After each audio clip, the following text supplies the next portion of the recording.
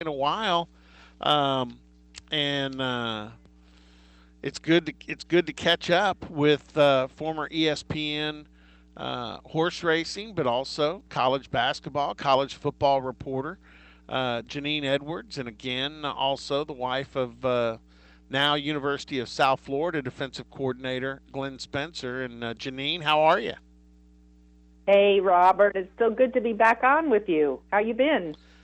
I've been good. In fact, I got to tell you this. Last week on Friday, I know that that you went to see Liz at Glow Salon and got to be Right? friends with her. She is. I don't know if you ever had a chance to see once she opened up her new place. Uh, No. oh yeah, they opened up the new that was basically she and her dad designed it. It's unbelievable. I mean it is Oh, the wow. perfect, Oh, I yeah, it's missed the it. I miss perfect them. I miss salon. everybody So at Glow. Liz and oh Carly, yeah, and they great people. I loved it there. that they are. And I'm fortunate enough they bring me in to do shows there to remind guys that they can procrastinate and still come out a winner on days like Mother's Day and Valentine's and all Valentine's. those. Yep. Yeah, there you go. Uh, hey, let's go ahead. What were you saying?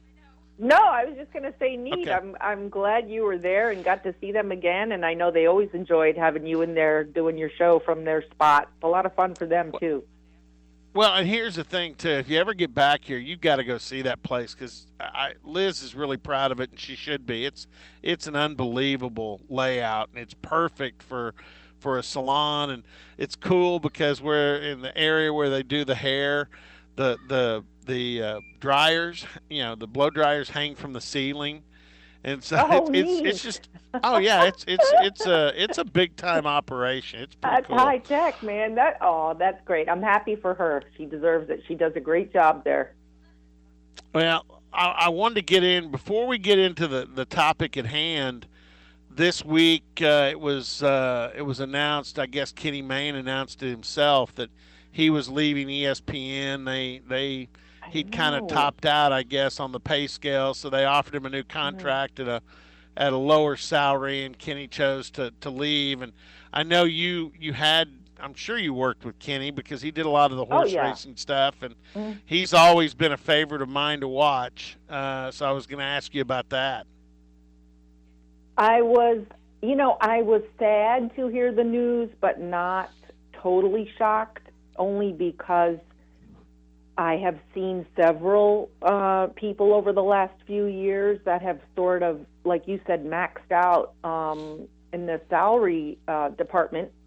And ESPN has been losing a lot of money over the last several years, which a lot of networks have been. Advertising has been down, and of course, COVID. Everybody took a hit with COVID, with no live sports and no real events, and it just becomes a matter of dollars and cents. And the network has had to do a lot of constricting over the last few years and trying to become more streamlined and more efficient, and always looking for ways to save money. And of course, the big time anchors that have been with the network for a very long time, that are sort of the faces of the network, they do make a lot of money. And so there are some salaries that are just really big, heavy salaries. And when you factor in, pension and benefits and everything, it's a lot of money. But I feel bad for Kenny. I know he'll land on his feet. We texted after that news came out, and he will land on his feet. He's just such a unique talent, such a unique Yes. guy. He's somebody that's really hard to replace. He's not just somebody that you can swap in and out, anybody to take his place, because he's so clever, such a terrific writer. And I will always miss those days. I have very fond and funny memories of working with him covering the horse racing. It was always an adventure. Sometimes we were flying by the seat of our pants, but it was always fun working with him. And he knew and loved the sport of horse racing inside and out. I will tell you that. The other thing I wanted to get into before we get into the most current of current events in that sport you and I both enjoy is you mentioned COVID-19 when we were talking about the impact on networks. It has totally Mhm. changed the way games are done. I fully expect in the future, um, maybe the big games, the Saturday night game, the ABC game, talking about college football here, that you will see, Kirk Herbstreit and that crew in Mhm. live in a stadium.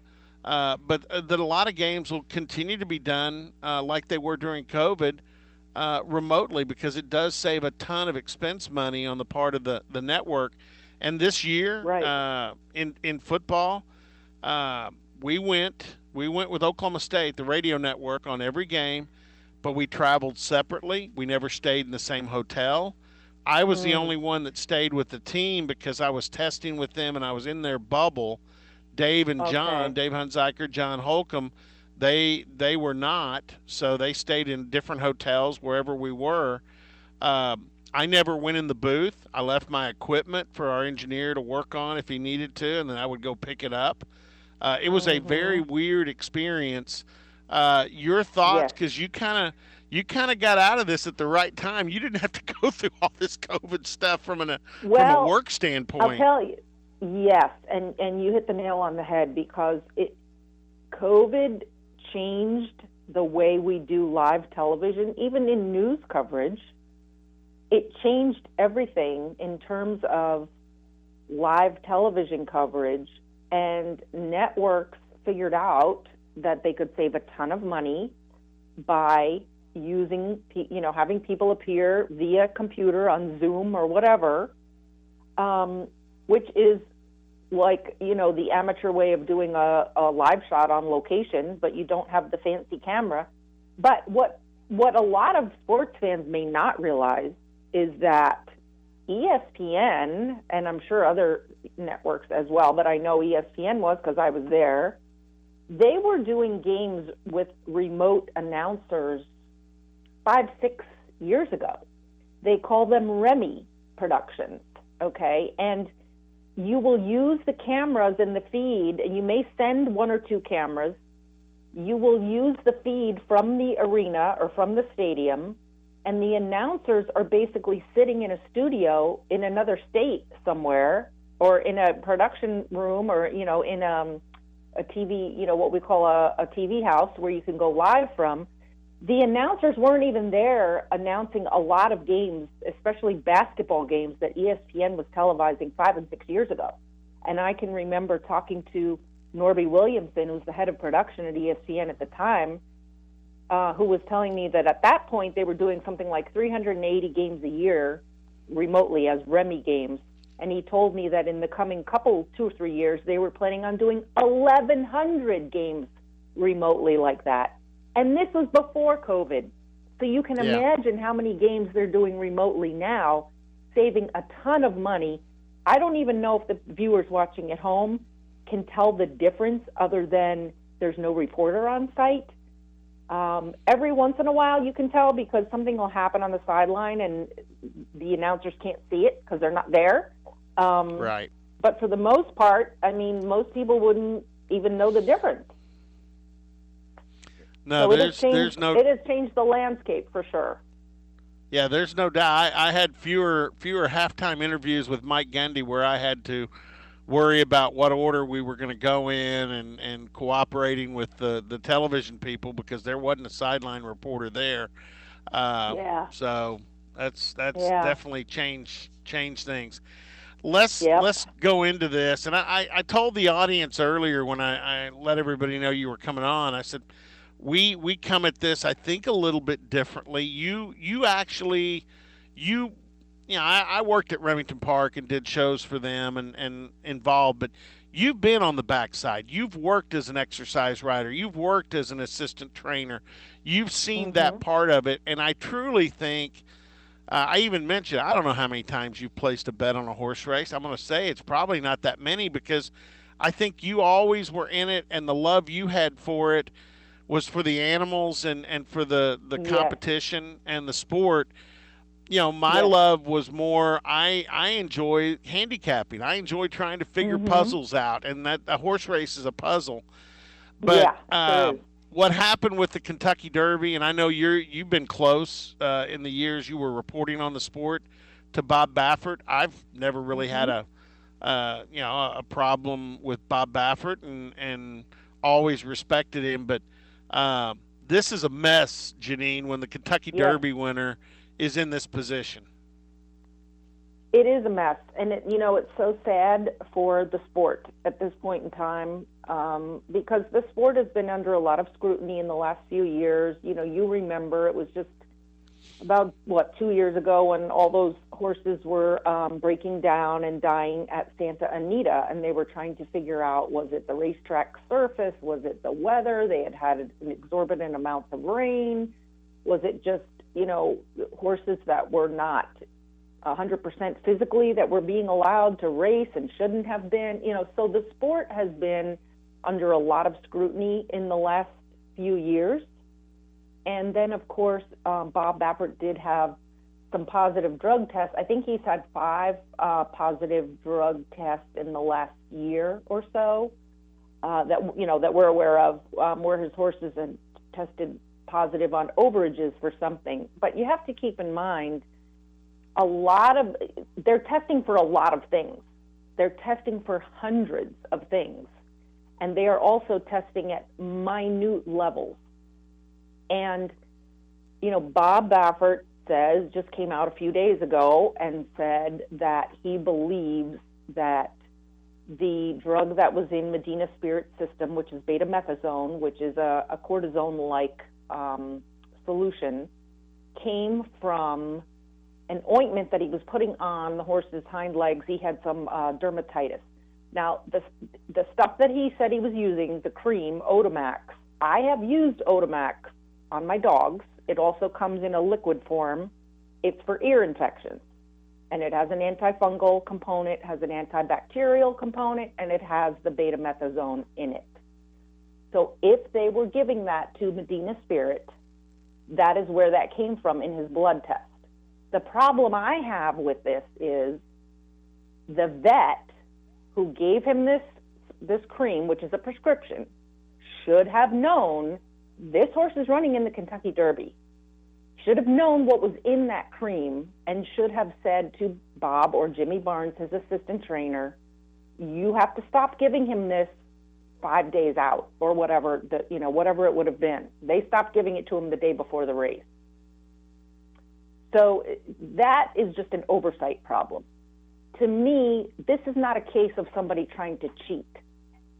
That minute amount that came from that cream that was put on the horse's ankles is not going to make him run any faster or mask any pain or mask any inflammation or anything like that. It did not affect the outcome of the race one iota, but it just looks sloppy, okay? It just looks like, the assistant trainer at the very least should have known, tell the groom, don't put this on his ankles after, next Thursday or whatever. So there you have, but when you have hundreds of horses in your barn, it's hard to micromanage every single one and every ointment and every pill and every, whatever they need. So I can see how that could happen, but it shouldn't have happened. And it's a shame that it happened in the biggest race, which is watched by millions of people on television. And here we are, Triple Crown season once again, talking about a controversy. So it's a shame. Yeah, it's a shame, and here's the deal. And I've always believed this: when a school is under investigation from the NCAA and penalties are handed down, and how many times a head coach has said, "I didn't know that was going on." Well, that's Mm-hmm. your fault because you're the head Mm-hmm. coach. Your name's at the and again with Bob Baffert, like I Yeah. said, I respect Bob Baffert. His record's incredible. He's great for the Mm-hmm. game. He's an entertaining, very very much a personality, which the sport Oh, yeah. needs.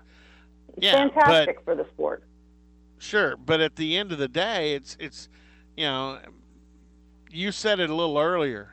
This horse is running in the Kentucky Derby. I know you may have Bob Baffert has hundreds of horses that are under his care that are he's the official trainer for, but When you're Right. getting ready for the Kentucky Derby, uh, and this was the only one he saddled this year.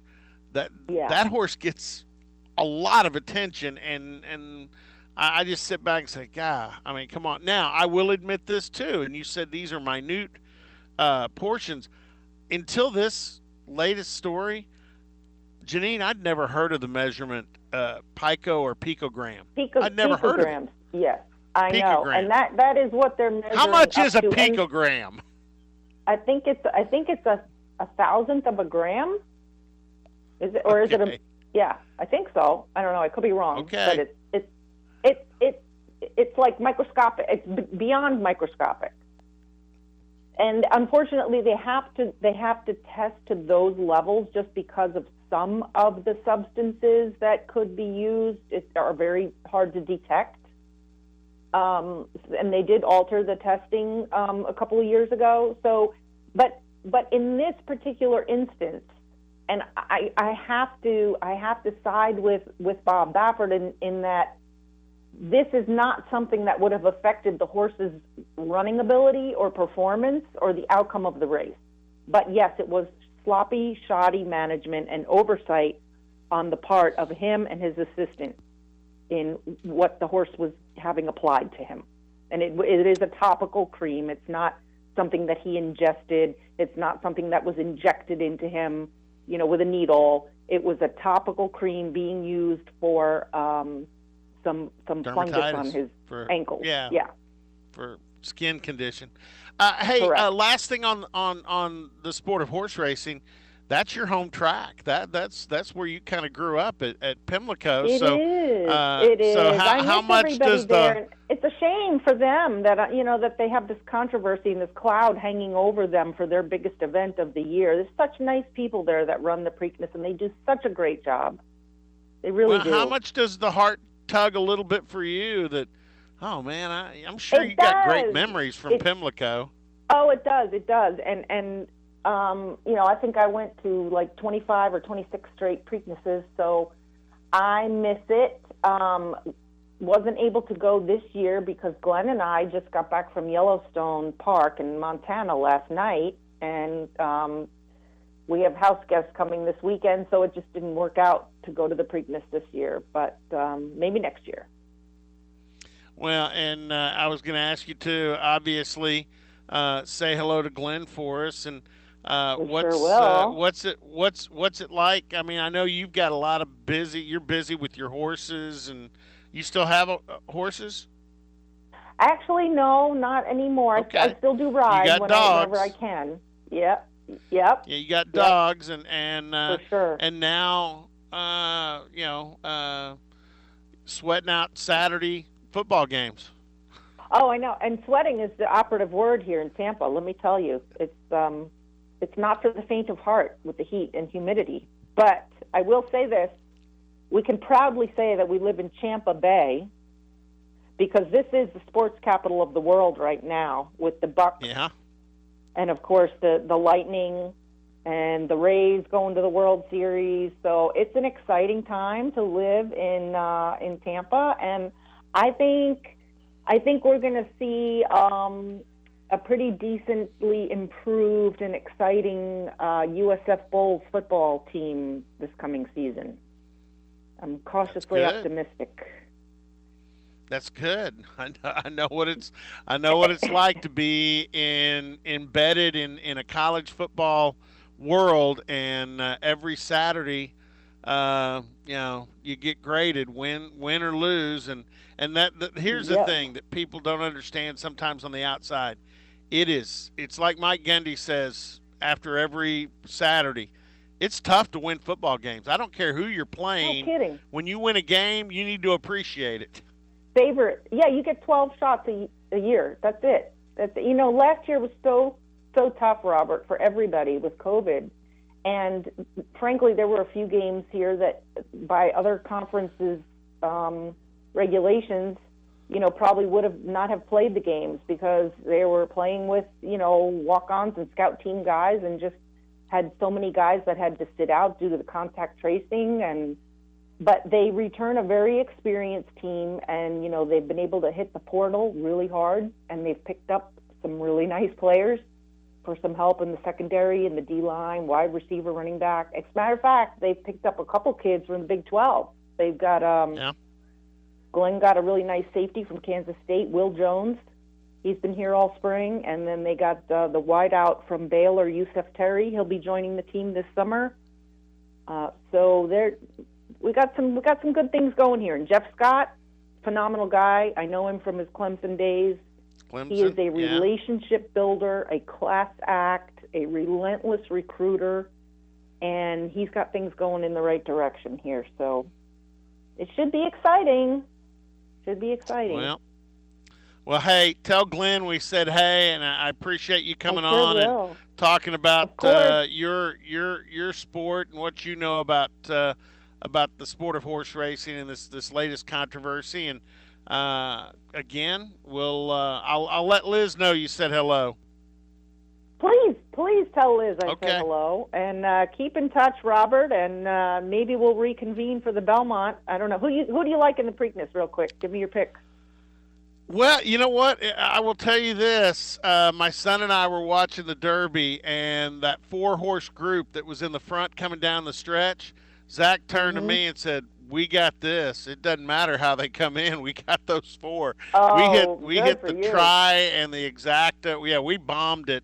Awesome.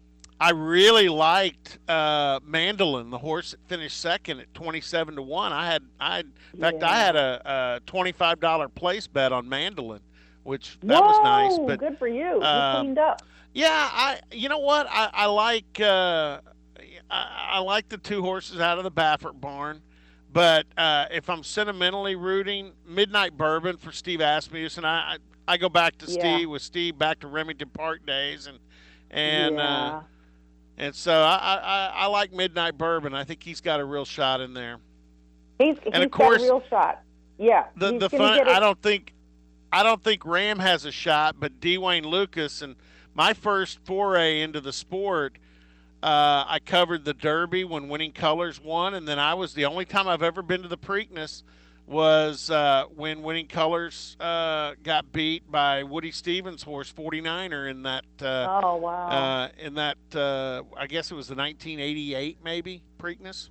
Yep, exactly. Aw, that's neat. Or 87. So. Well, that's I loved my one shot covering the Preakness. It was fun.